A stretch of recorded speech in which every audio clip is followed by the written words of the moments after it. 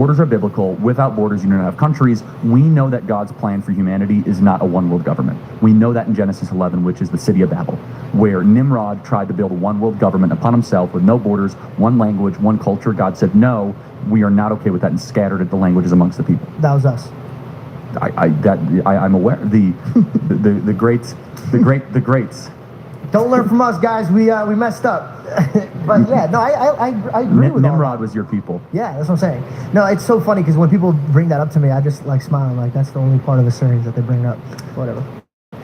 It was also a great civilization. But they were smart. They created math. They created wrestling, astronomy. Yeah. They created me. There you go. But so going back to kind of like talking about how RFK is going to, he's really passionate about making America healthy again. And I remember that when we were speaking to him, he was talking about how we need to fix the soil. Like it starts with the soil. Yeah, it does. So what's his plan in order to kind of help these farmers all around America completely fix the soil? Because that's going to be a really big job. Yeah, it's very complicated. And I don't mean to intrude that, but when I hear that, I also think there's people that are getting paid big bucks to poison us. How is he going to get to that? If we're talking about the root and the soil, we got to get to the wolves and the sheep clothing. Yeah, so we have to go even more elementary, unfortunately. We first need to make sure that our medical literature and our data is not corrupted by people that have conflict of interest. So, we learned this in COVID, it was. Yes, and so I know that the soil seems like it's the foundational issue. We first need to build political consensus and medical consensus that we are being actively poisoned. Here's the problem, guys. It's so obvious to us, right? We see what's in these cereals. We see xanthan gum and blue dye 22 and red dye 17, right? And we see that Reese's peanut butter cups literally have a derivative of petroleum in them. Legit, you guys can fact check it. No wonder it's the bomb.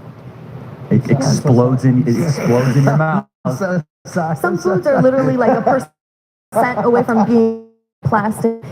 And now kids, parents have been taking their kids off of all the different dyes, and they see behavioral changes. Like kids are losing their minds, throwing tantrums, and then they change their diet and they can act normal. Yeah. How's it going, again, Justin? I'm not saying that cereal causes autism, but I will say that some ingredients in cereal have been shown to show attention deficit disorder, learning and memory focus issues.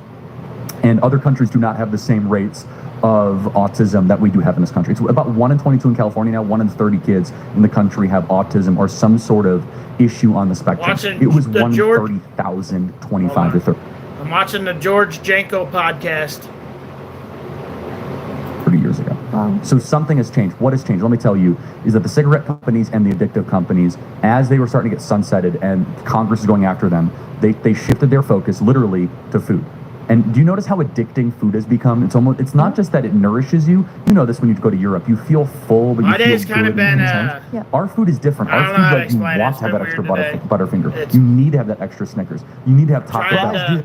I'm trying to not think about it because everything that could happen has happened this morning already. It's crazy. You just keep going. Of course, though, and there again, you reflect on it. Again, I don't eat any of that food anymore. Praise God, I've been I feel like I'm an former alcoholic. I am 2 years sober from Chick-fil-A fries, right? But it's sad. No, but it's true. It's very similar. By the way, just be very clear. If you're having a beer a night, or if you had to choose, okay, I'm gonna have a glass of red wine at night, which I'm not a drinker, not a fan of, or I'm gonna go have Taco Bell every day. I would much rather have you have a glass of red wine than have you have Taco Bell. I mean, it's not even close, right? Oh, yeah. And you are being actively poisoned by the ingredient profile, but also it just from look. There's 3 types of food. I don't need to go too deep in this unless you guys want, right? There's proteins, fats, and carbohydrates. And another thing that Trump can do, and that Bobby Kennedy will do before we even get to the soil, we need to blow up the food pyramid.